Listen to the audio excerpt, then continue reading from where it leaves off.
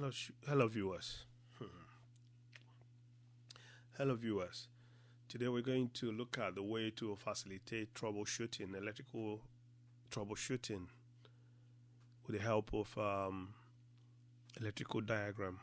So we're going to look at the way to interpret the electrical diagram so that we can find components and be able to compare them with what is in the electrical panel or elsewhere on the shop floor, so that we can know how to troubleshoot, where to find the components and how the components connect to each other.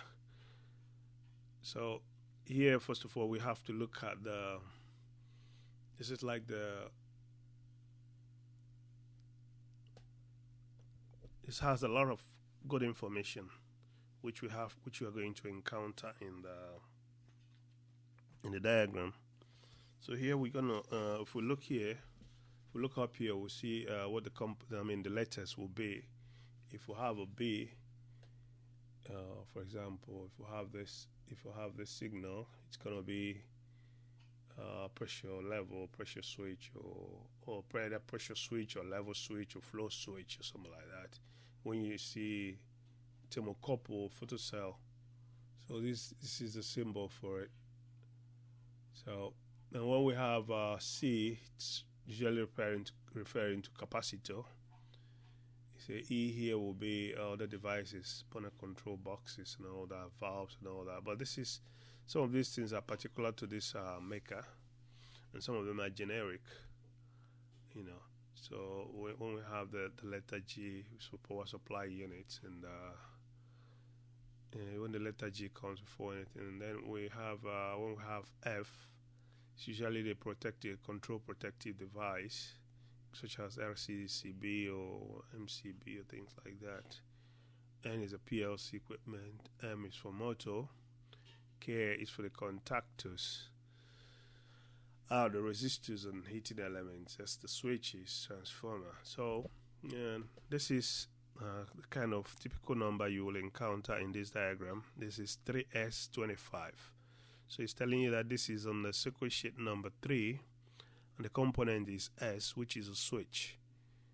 And then on the position of the component in the page will be on line number 25. I think this diagram is numbered from 1 till 25 horizontally. So you're going to find this one on page 3, that is circuit page 3, and it's going to be a switch, and it's going to be on line 25. So this is what the contactor will look like. So this is a normally open contactor. So this is an example of a relay with a normally open contactor. So under here as well, there's some information. This one tells you the amount of on a particular circuit line. It tells you all the circuits, that all the contacts that are there. So it tells you that there are two contacts.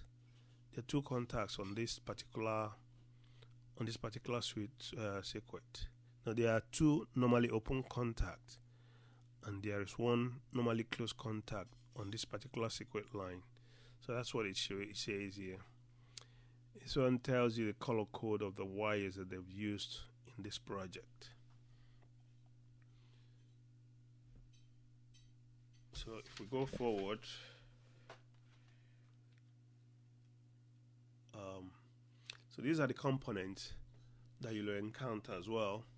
This is what we just looked at: the contact, the coil of the relay, and we have a solenoid valve, we have the heating element, this is a resistor, we have horn, we have siren, have switch, igniter, ignition transformer. Here we have 8 leakage ELCB, 8 leakage breaker. We have MCCB, these are protective devices. Have a fuse. We have these are variable resistors. These are variable resistors. This fixed resistor, variable resistor, temperature sensor PT100, for example. Here we have like a voltmeter. It's a motor. It's a single phase motor, 3-phase motor, diode. We have this is a manual selector, it's a switch. So this, what we have here, mostly switches. This is a contact, relay contact, normally open. This relay contact normally closed. Another relay contact, changeover. So this is a changeover contact. So this is a timer, delay on timer. This is the delay off timer. These two are timers. So this is a push button, normally open push button. This is what normally used for start. This is a normally closed push button. Normally they use this type for a stop. And this is another type of normally closed with a different type of head. It's normally closed button. This is usually for an emergency stop push button. This is a level switch. This is another level switch. Normally open level switch, normally close level switch. These are pressure switches. Pressure switch, normally open, normally close. Pressure switch. This is a and this is a thermostat. This is control by this curve here. It tells you that it's temperature control. It's typical in a thermal relay to have this kind of symbol for thermal relay. This is for thermal overload. So it tells you that when a certain temperature reaches, this will open. So this is a motor circuit breaker. This is another limit switch. These are normally very useful for actuators. If we go to the next page, we'll look at try to get to the diagram. So this is a power diagram, general diagram, but let's go over to the next stage. You can see we have these are motors and pressure switches. Now let's go to the page where we want to start to interpret this diagram. So under here, you see the page we're in. Here it says sheet 1 of 2. So there are 2 sheets. If any information that refers here, it's gonna find it on the next sheet. So for example, what do we look at here? Here we have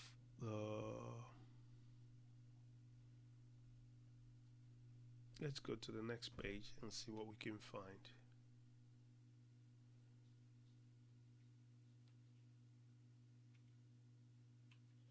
Okay, this is more of normal. This is a normal electrical diagram. You can see this goes from 1 to I think 1 to 15, but this side is not clear. So whatever we look for, we know we are going to find it depending on what's written here. So this tells you that this is from this protection device here. The MCCB is from 36 to 45 amps. So you have to make sure you have the correct one. This one here is a ELCB. So this comes from the power supply to the switch here, and then this is a circuit breaker, and it goes to the protected device. This one goes down to earth. This will take it down to earth. If there's earth leakage, it will take it down. It will, and a lot of this will cause the breaker to switch off, because if it sees that there's earth leakage, it will cause the breaker to trip off.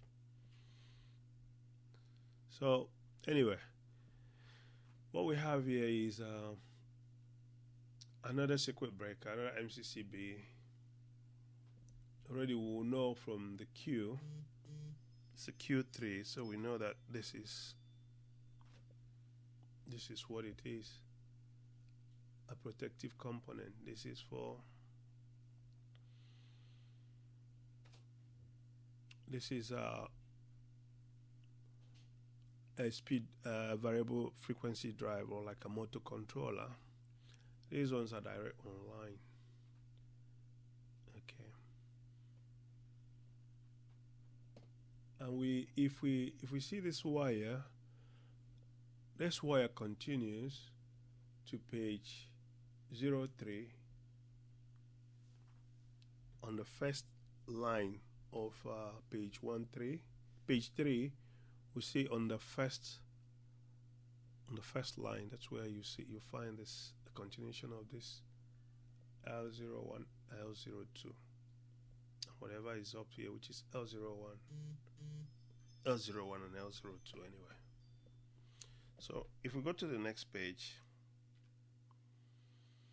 this is page 3 of 21, which is where it is. So this one is telling you it's coming from page 2, 15. So this is page 3 of 21. Foglio. Foglio here is the same thing as folio, the same thing as secret page. So it tells you that this wire came from, if you want to see where this wire came from, you have to go to sheet number 2, position 15. This is position 1 where it is now. So we have those L1 and L2 that came from the other page. If we go back, see this L1 and L2. This L1 and L2 goes to page 3, line 1. So if we go back to line 1, you see them. Line 1 came from page 15. And then this is what we find there. We find the cabinet cooling fan. So you see that this is how the power supply to this protective device, which goes through a transformer. So we have here, about, I think this is 400 volts. So this here we use that 400 volts to we transform that 400 volt that's here. Because these are two phases, so we transform that 400 volts. This is a transformer here, so we're using 250 volts here, 240 volts here. So this transformer has 24 volts and 240 volts transformer. So it's broken down that 400 volts to 230 volts and 24 volts, of which we're running this on 240 volts. So we're running this on 240 volts. So if you want to know where this one leads to, so if you're tracing this and you want to know where it leads to, it goes to page 4 on position 1. This one goes to page 12 on position 1. This is the auxiliary. This is the power supply for the auxiliary circuit, 24 volts. And this is a power supply for auxiliary circuit. So the auxiliary circuit is using two voltages of 230 volts and 24 volts AC. So if we want to follow this one, we go to page 4. If we want to follow this one, we go to page 12 to see where 24 volts is used. So let's try and get to page 12 and see what's going on there. See where it came from. Page 12 is still going to tell you that this came from page 3, and the position here is, I think it could be 5, or it'll be either 5 or 6. So it's going to tell you when we get to page 12. So if we try and go to page 12,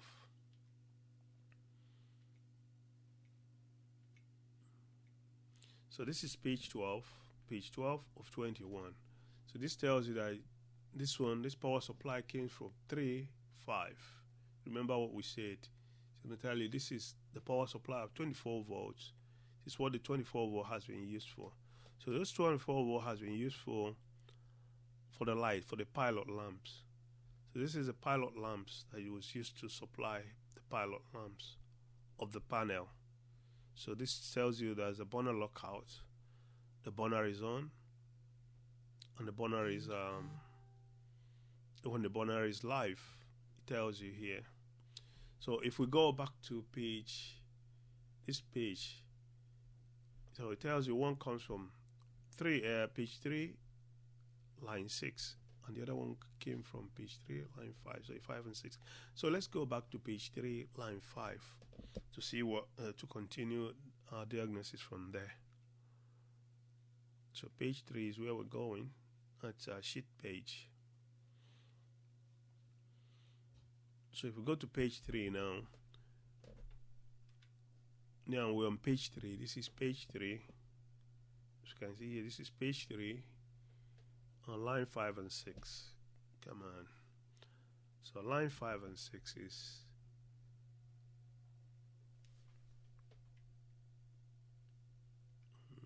page 3, line 5 and 6. This is where we were.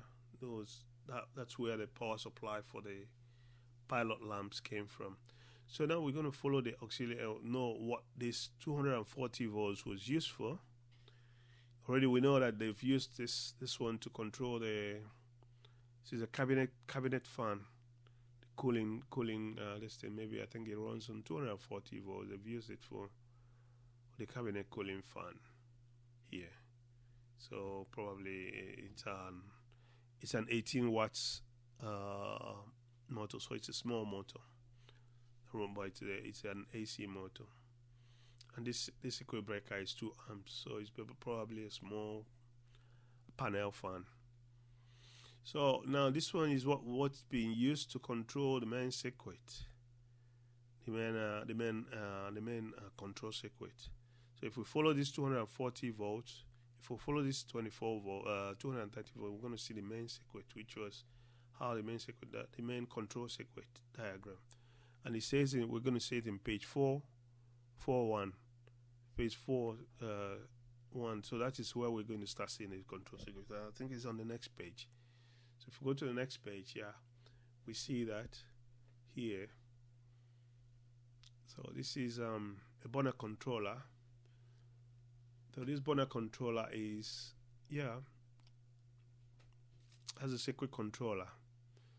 So it's a device a small controller that was being used to control the burner temperature.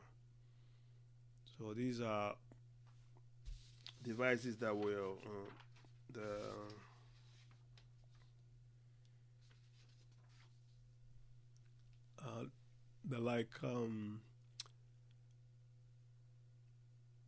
the temperature devices. So they check the temperatures, monitor the temperature. So this is a thermocouple. So it's linked to a thermocouple. So this component is somewhere inside the boiler, which is monitoring it's monitoring the temperature. This is another one, monitoring temperature inside the boiler and sending feedback to the controller. So if we look at this one is in 5. If we see this is we see this output. We see this is if we follow it, we'll find this in page 5, position 5. In here, it's so the burner controller. If we see what this burner controller controls, which one is switches on, the component is switches on and off. We can find it in page 5. Page 5 on position 5, page 5. So I think if we go to page 5, position 5, which is this is page 5, position 5. So we're going to see this is where it linked to. Page 5, position 5. So page 5, position 5 is here. No, this one is the one. So this is where it goes. So it links into. This is where it links into another controller. But this is the continuation of it. The continuation of it links into this component here, which is another sort of controller. And here tells you, here below here we see that we have a normally close contact, and this is the enumeration. This is where you find it. You find it on 7.7 of this this contactor. So if we go to 7.7 to look for it, for the contactor, so this is 7, page 7, because 7.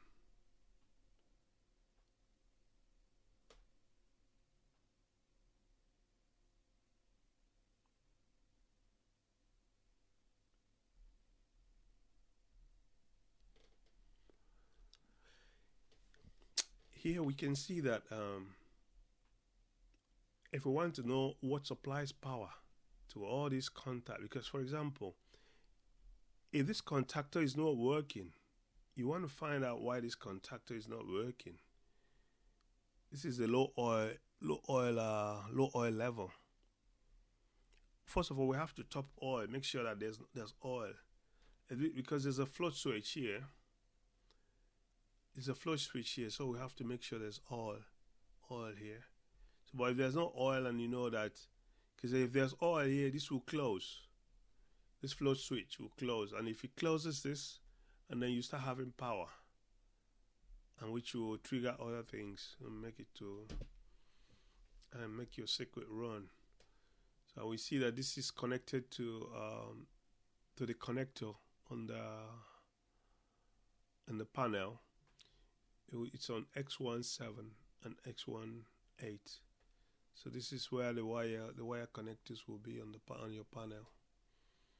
And we know that where the supply, this is from page 6.15, page 6 position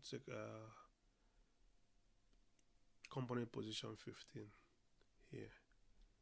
So, and this is a push button to start the pump and the burner set. It's a pump and burner set. So once you push it, power will get to here and probably close the circuit somewhere. And this one is a switch that's used to turn make sure there's power here. It's a selector. SO2 is a selector. SO1 is a push button. And here it tells you that this contactor is on 810. So it's on page 8. This is KM07.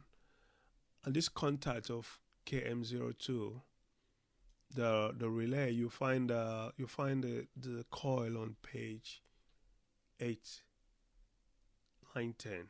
So if we go to page 8, line 10, so this is page 8, and this is line 10. We see KM2. So this is a KM2 here. So we have to know which one, tells us which one triggers KM2 here. And also, for example, there's this KM3. You want to know where this KM3 is normally close contact of the KM3, contact of KM3. So it tells you that if you want to know where it is, you have to look for page 8, 11. Fortunately, we're on page 8. If we look at 11, we'll see it. 11, we'll find this KM3 here. And and also this tells you that this supply is coming from page 7, position 15. That's line 15. You're going to look for it on line 15 when you get to page 7. So that is where this power is coming from. The supply line, and it's I think it's a 230 volts. And it's coming from F1. If we go to page 7. We go to page 7. Yeah, what did they say again? So it says page 7, line 15. So we go to page 7, line 15 is somewhere around here. So this is where it's coming from. It goes to page 8, line 1. So this is basically how you troubleshoot, how you navigate your diagram, your electrical diagram. So I hope this is useful. This has been useful to you. And if there's any other video you want me to make, to let me know so that I can look at it.